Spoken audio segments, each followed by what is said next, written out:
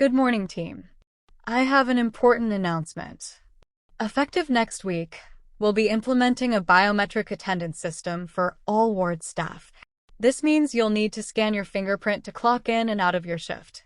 I understand there might be some initial concerns, but this system aims to improve our time and attendance records, ensuring accurate staffing levels.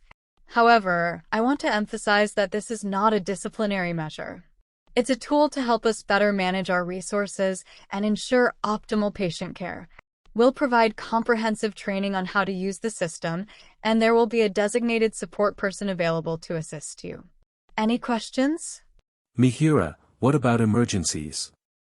If we're called away to another floor or to assist with a code, will we be able to clock out and back in quickly? That's a great question. We've considered that. There will be a specific procedure for emergency situations. You can manually clock out and in, but you'll need to provide a detailed explanation to your supervisor. The system will have a mechanism to account for these exceptions. Remember, our primary focus is patient care, and this system is designed to support that, not hinder it.